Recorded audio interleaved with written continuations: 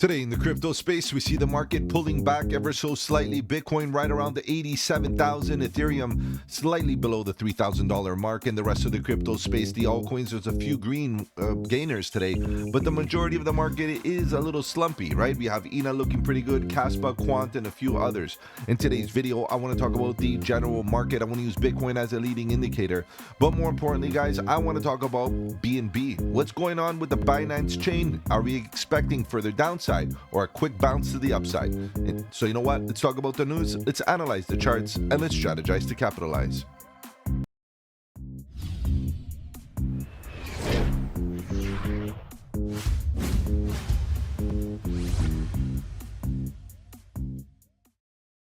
Welcome to the channel. My name is Mike, and let's get right into it, guys. If you're new to the channel, welcome. On the channel, we talk about cryptocurrency, Bitcoin, Ethereum, and all the altcoins. Looking for opportunity, whether we go up or down, bearish or bullish, it doesn't matter. All we want to do is stay one step ahead of the market so that we can capitalize on any of the volatility. And if you appreciate the strategy, subscribe to the channel, click the bell so you don't miss out on any of my future videos, including the live streams at 8 p.m. EST, where we talk about crypto news and price action. Guys, if you have any projects you want me to cover here on the channel, feel free to let me know in the comment section below. You can hit me up on the socials. The links are in the description.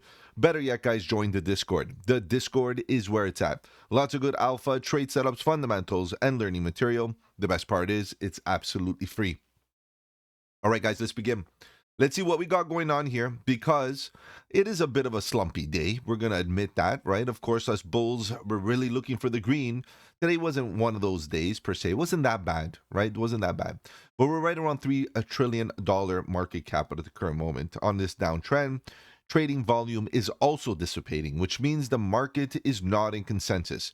There's not volume. The market is not participating in this sell-off, which means that it's a pretty good thing, right? We want to see participation when we pump, not when we dump. So even though we're getting a bit of red at the current moment, as long as we don't cascade into sell pressure, so far so good, because the sell-off is quite controlled with the lack of participation. Guys, before we get into BNB, I want to quickly scrape to the top 100 just to give us a sense of what's happening here and how we can apply the general sentiment to what we talk about regarding BNB. Ultimately, guys, there's still a lot of bears out there, and I understand why. You know, we didn't get major confirmations on any of the charts, including the total market cap of a reversal. Right, we're waiting for a market structure a shift, a change of character in the market structure, which suggests no more downtrend in the midterm. Right, on the large time frames, we're still on an uptrend on the macro. That's totally fine. We are in a dip situation for a good amount of time. We're down 30% or so on Bitcoin. It's significant. We've done it before, which means that we have to understand that reality is we didn't make a lower low on the macro. However, guys, a lot of these altcoins are still behaving with fear.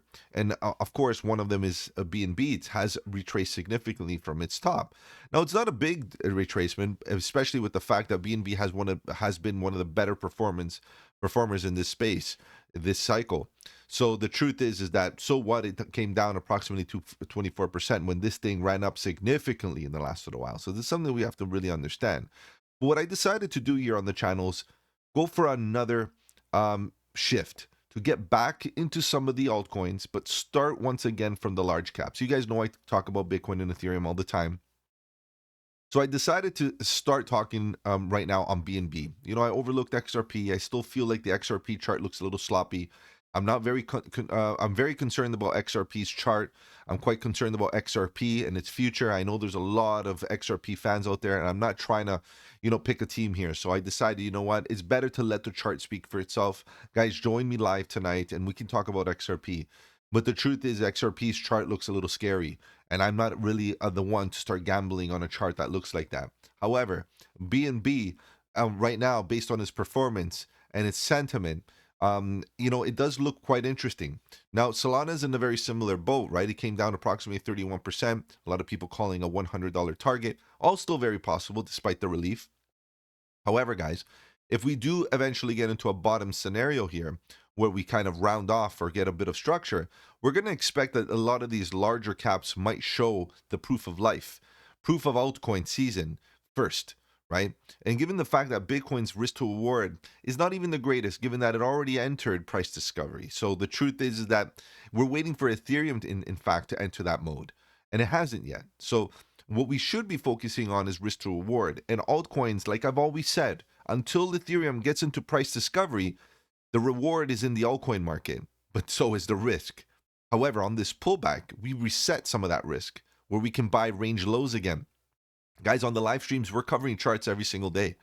And what I've noticed is a consistency across a lot of these charts where we're seeing them at the bottom of the range, bear market bottom range once again, the perfect levels to start DCAing again. So this is why I decided to do this on the channels. Every single day, what I'm going to do is I'm going to start from the larger caps and slowly go down to throughout the main projects. We're going to talk about Solana, Doge, Cardano, and you name it. We're going to go through all of them bit by bit until we get into the mid caps again. And by that time, hopefully we start seeing real confirmations. Guys, if I need to speed up and get into the lower caps quicker because that's where the opportunity is, that's what we'll do. We got to be quick. We got to be swift, obviously, but we got to be fluid. And right now, the market is telling us, chill out, accumulate, do your thing, but don't take too much risk until you see confirmation. And I'm going to plan on doing exactly that. Look at Chainlink, down 30% on the last 30 days. Today, doing nothing. Fine. You can see that the general market today is a little bit sideways, a little slumpy, but it is what it is. Zcash, as I said, guys, be careful with Zcash. Be very careful. I know people that bought in early are still trying to pump their bags and trying to really push it. The narrative, I feel like Zcash right now is going to roll over and come back exactly where it came from. So I've been telling you this for the last week. And if you got into shorts, great. And if you've been selling, more, even better. But at the end of the day, guys, Zcash, be very careful. Okay, so until we see something in the chart that suggests, okay, maybe we need to go on it again, jump right back on. Guys, I'm the first one to get on. I'm not hating on any chart, but when we're on a downtrend with a confirmed lower high and the overall sentiment potentially getting bullish again, what is the privacy narrative used for in that case? Particularly one that I've already ran up. And, the truth is that there's a big FUD story resembling here, coming out here on Zcash, and I don't want to even entertain it, but it is what it is. Okay, as we keep on going down, we can see the first notes of a potential reversal. The first, and they're not actionable just yet. But and again, this is why I want to try to stay one step ahead here and start looking at some of these projects from a different light as an opportunity to buy bottoms, risk to reward, position of strength, all that's good stuff. Aster, I'm thinking to buy a little bit of Aster, guys. It pulled back a little bit after its run. I think that it could still reach range lows. That's why I'm keeping a little bit hesitant. But nonetheless, guys, Athena, look what Athena did today, 10%. You guys know I'm bullish on Athena. We covered Athena last night. We did great. Be careful with some of these pumpers like Rain, pumping like that like crazy. That doesn't look healthy to me at all. It's not it shouldn't interest you. If you're a trader out there, guys, that should not interest you. In fact, you should question why. All of a sudden, why? And who's pumping that, right? Because they're going to be looking for profit very soon, and they're going to use you as exit liquidity at one given point. I don't know if it's now or if it continues pumping. Who knows where it goes? But right now, based on that move, guys, I'm not touching it. And you can see that a lot of altcoins are doing great today. Even Caspa, the Caspa community is strong. Hopefully we see the Caspians pull back here. But I'm not even interested on the 15% pump because the market structure on Caspa still looks bad. So until I see some real strength, and we know that community-based projects, behave similar to like meme coins in the sense that the community can prop up a price very, very easily without sustainable price action, guys, we're taking a lot of risk. So I'm worried about Caspa's price action because it could be just really propped up. Okay, so its fundamentals have its issues. And I'm looking at this market very clearly here because we're looking at projects that as we get into lower caps, we're starting to introduce more risk, obviously. VeChain, an older project, right? One of those dinos. And you can go down to the second page, the third page, and you're going to start to see lower cap, sub $1 billion projects. And for me, it's not about taking that risk right now. For me, it's about looking at the larger caps that have good fundamentals. And that's why today I want to talk about BNB. So let's see what BNB is up to. Market cap is massive, $117 trillion, billion dollars, huge market cap, massive, massive. One of the best performers in this cycle, of course. And then we got the whole tokenomics things, the max supply, 200 million. And then you have the circulating supply slowly creeping up to that level, 137 million, which means that there is some risk for dilution still. There's still some issuance of tokens going to enter the market, okay? Something that we have to be aware of. What are they doing on social? So, Binance, the world's leading blockchain ecosystem and digital asset exchange. So, what are they really doing here is they're saying, fine, we are an exchange. We know they're a centralized exchange. And I'm looking at the Binance website right now, right? But they also have a token, right? The world's latest blockchain ecosystem, because part of their ecosystem is the BNB chain, right? And this is the thing: posts are not directed. Okay, UK users, fine. Oh my God. All right. So if you start looking at Binance, you see that they start, celebrating their 15 million followers, guys. That's crazy. That's a lot of followers. Okay, that's a bunch. That's a bunch. Binance, you got good marketing here. They got Blockchain Week. Binance to announce Nansen AI joining us at Binance Blockchain Week. So you got some good stuff here as far as getting social. This was a max locked in, looks like. I'm sure it is. Excited. Cello, title sponsor of Blockchain Week. Okay, Cello is the sponsor. So we got some good engagement here. Convert limit orders with earned interest. A little bit of a feature here on Binance. But the thing is that BNB as a chain or as a token doesn't really have a lot to do with Binance per se. This is the thing that a lot of people don't understand is that Binance BNB chain is an actual blockchain that has projects built on it, whereas Binance is a centralized exchange. And Binance has YZI Labs, of course, an investment and venture fund that has been investing in a lot of new projects lately that are on the Binance chain. Let's go take a look there. You can see that they got investing in ventures at every stage, prioritizing those with solid fundamentals, Web3, AI, biotech. We know that based on even bio. So this is pretty good. And we see a lot of things happening here, no doubt. Like, lots of good bullishness. You can see that even them, trying to build the BNB ecosystem, that's bullish in itself. And you can see the blockchain week, Binance blockchain week, BNB chain. Let's see what they got here. This is the actual BNB chain page.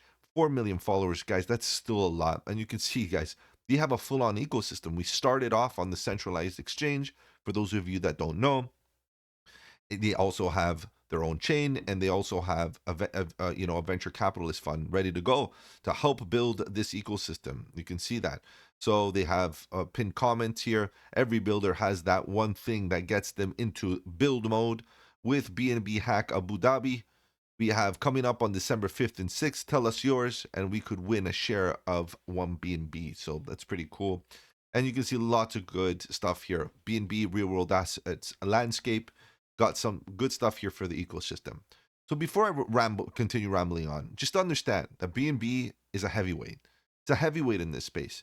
Now we could have our negatives and our positives, no doubt, but the chart is the chart, and we have to expect that the chart is going to tell us what to do next. All right, guys. So let's take a look at the BNB chart, and obviously we'll see what the BNB chart is giving us. Are we giving us an opportunity to buy at lower levels, or how much lower do we go, where we get into a level where more fear comes in, and we buy at much lower levels? Guys, there's targets, there's opportunity, and we have to take advantage of both. All right, guys. Let's take a look at this in a little bit more detail. Now, as you guys know, here on the channel, I do not buy pumps. It is against my whole philosophy. Once this thing started running in price discovery, BNB was done for me, meaning that my entries all the way down here paid. Guys, if you've been following me here on the channel, you know that I got a great entry here on BNB, rock bottom prices. Okay, and we're talking about sub $40 prices on BNB, and then obviously entertaining this accumulation range after the massive bounce. Guys, another level of which we smashed here on the channel, right? We got great entries on BNB. And I've been telling people, just hold on, despite what you think, despite all the negativity, all the FUD. The charts are the charts. We hold a nice level, we got a nice fat rounded bottom, and then bang, it was over, right? If you decided to de-risk here, fine, that was an opportunity. De-risk here on the previous tops, obviously an opportunity. Now what? Expansion right into price discovery, hitting 14, almost 14, about $1,400, guys. Not time to buy. That is the truth. Now, of course, you saw on this end, we were looking for opportunity. And as soon as I saw this, bearish divergence, shoulder, head, shoulder, and then I stopped talking about it. BNB's done for now. We got to let it coast. We got to let it find its bottom. So let's talk about that. Let's entertain the possibility that BNB might be looking for a bottom soon. Now let's get into the 4-day because it will consolidate all the noise and focus on the major liquidity zones. And that's how I do it, guys. I start very, very broadly. Now, broadly speaking, this is a zone. There's lots of volume, fat order block that caused a nice pump to the upside. People are still holding levels here. High liquidity zones. Why? Because people are probably still holding their longs, right? And a lot of the time, the market wants to cause some pain. But in addition, guys, if they weren't able to push up and through, that means there were no more buyers, right? That meaning that people weren't willing to buy anymore at that point. Why? Because there was no sellers. People weren't selling. So in order for there to be a buyer, there needs to be a seller. So what's the best thing to do, guys? Come down and pick up some more buyers. So we come down to get buyers down here, and it in turn will translate into sellers up here. But you got to understand, because if we come down back here, people will buy and they're going to be looking for profit taking up here again. So it's a balance between buying and selling. And when there's not enough people buying, right? Because again, there's not enough sellers up there, or maybe all the sell pressure is over. They all took profit, everybody sold, and there's not enough buyers to continue the trend. So what do? We come down and pick up bullish bids. That's called, guys. We come back to levels of which there's liquidity to pick up the last few bullish bids that are left behind. And at the same time, we induce a bit of pain for people that round tripped, that don't take profit, and think they're heroes with over leverage and all that kind of stuff. So where are we at right now? We're at a very good liquidity zone. $700, guys, is very interesting spot. I put a couple of arrows here, points of interest for me. We got the 4-day 200 EMA creeping up to this level. I feel like if we can get a proper market structure right into this level, I would be very, very interested. To be honest, it could even be a little bit higher. We could respect this little imbalance, this increase in volume. It's not enough, guys. It's not a lot. So I'm not putting a lot of probability on that.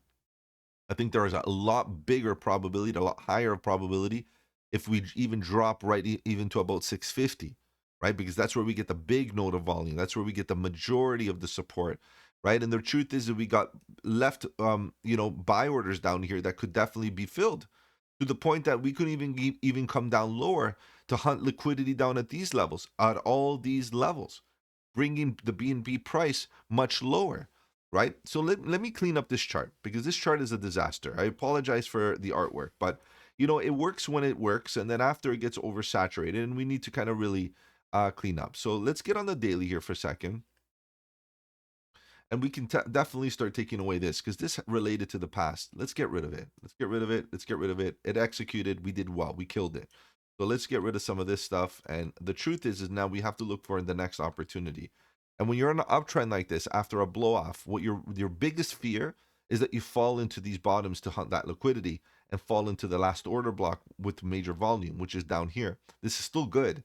So what I'm looking for is a retracement into this zone. So let's get rid of this and let's make this a little bit bigger to say, hey, that's a point of interest. If we can get some support here, I'm interested. If we start dropping, guys, it's a little bit hectic because we start breaking this low. It starts changing the character of the trend. We are no longer in an uptrend anymore, right? We start coming down for a lower low below this one. Then we bounce and maybe we come down a lower low below this one. And then we can see that we have imbalances below that can cause the price to come down even further until we hit the major volume node down here, which was the previous accumulation range. Guys, there's going to be a lot of trapped liquidity here. Okay, so max pain is coming down to about 3,300, right? Sorry, $335. That's the max pain level between this range, 335 to about 200. And now I hate to be bearish here. I hate to come up with a bearish thesis, but we have to. We have to entertain both. That's the bearish thesis, guys. Coming back into this range, right? Into this range, when we fall back into the range, falling below $667 means that we're back into the range, and the next target is range lows, and range lows is $200. Plain and simple. This would be considered a swing failure, a failure to break out and sustain a trend. If it didn't fail, it would have flagged out here. It would have flagged and continued. It didn't, right? So the only thing we can do now is call a retracement. And a very deep retracement will take us back into the range. Okay, so we have to entertain that. Let's get rid of some of this artwork again. Let's keep on keeping it clean so we can, be very precise about what we got here. So again, that's the target. We got another target right here. Let me just reuse one of these green arrows and say this is a very interesting target. Okay, for now, this is what we're looking at for points of interest. This is a really major one that should be coming up very soon. We get the market structure shift into there, I'm interested. And the reason why I'm also interested, before I take a look at oscillators, let's get rid of this because this was a short-term trade to the upside, which worked out very nicely as well. And that was about it. And then here we are looking for a retracement. Now, if we take the fib, swing low. Oop, that's not the fib tool. Let's try that again, guys. Fib tool is right here.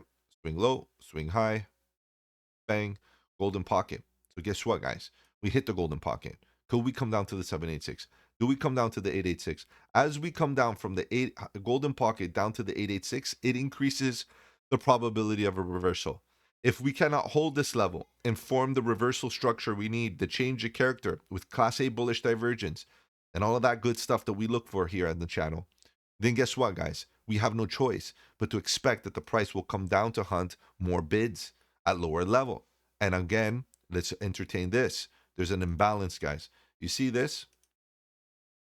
See that? That's an imbalance, which means that we could fall all the way down to the next point of interest, which again is down here where I put that green arrow, right? Which is the breakout zone where there's going to be trapped liquidity where we should have taken profit or at least got defensive on the trade on the breakout, right? So you can see how price action comes back to very, very important levels. It like you expect it to leave the level and never come back. And sometimes it does for an extended period of time, right? Especially when you're in a bull run, aggressive bull run in altcoin season. But I'll tell you this, in a bear market, it's very likely that we come back to these levels again. I wouldn't be surprised if BNB in a bear market comes back to about 700, back to 400 and all of that. If we explode and we start to see BNB all the way up to, let's say 5K at one point, just to make up a number, let's say it explodes and it goes nuts, all the bulls are excited. Guys, I wouldn't be surprised if it comes back to these levels. Why? Because there's lots of liquidity down here. Plain and simple, right? So this is what we're focusing on is liquidity zones. So the imbalance right here is definitely a key, right? If we break below this cluster right here, which is a decent volume node right around 600, we could break right through and come down to the next point of interest, which again is the beginning of the next major volume node, bigger than this previous one. So we got points of interest. They're very clear. So what would I be doing here as a trader?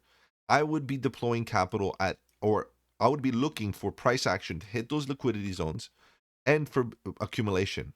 But it doesn't mean that I won't be paying attention to the lower time frames, because guess what, guys? You know, every guru out there thinks they know exactly what's going to happen. I'll tell you this, nobody knows what's happening, right? Nobody even expected this retracement to be so ruthless. And the truth is that it left a lot of people blindsided. Not us, of course, because we buy bottoms, we don't buy tops, we're not exit liquidity, we don't rush, we're very safe, we stay into large caps, we look at small caps with good fundamentals. That's what we focus on. Ultimately, those have a great chance of recovery, right? What I'm looking for is a market structure that changes character. No more lower lows here. I don't care where it goes, even if it doesn't hit my points of interest. That's not the intention. Let me just quickly sidetrack here and talk about points of interest. Because I've noticed lately, even though I try to stay one step ahead, and you can go and see my videos, I come with points of interest months in advance, and it eventually comes into mainstream targets as well. So the mainstream picks up those same signals eventually, and my points of interest become the most common points of interest, which leads me to believe that eventually my points of interest that I have very early become a herd mentality. And a herd mentality in this space is very dangerous. Why? Because the market tends to want to inflict as much pain as possible to the most amount of people. And that's where the herd mentality comes in.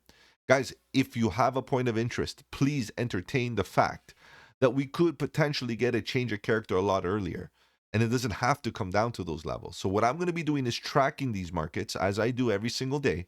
And as soon as I see a higher low or a higher high and a change of direction with Class A bullish divergence, guys, I'm in. I'm going to take a shot. I'll put a stop loss and take a shot. Because if it reverses right here, guys, you will regret it. You'll definitely regret it. Now, it's not just Binance Coin. It's all the ecosystem projects. I know Hemi's down significantly. I know Aster came down for a nice little dip. You know, now it's slowly climbing back up. There's a lot of good BNB projects that you might want to get your hands on as the BNB chain and the rest of the crypto space dips. Okay, let's take a look at oscillators real quick. And I don't want this video to be too long, but you got to admit, here on the 4-hour, we're seeing that the momentum is definitely oversold, and it has been oversold for a good amount of time. These expansions have been hot. I've seen one green dot right now after a little bit of a while of a dip. This next green dot could be the last impulsive move that we see.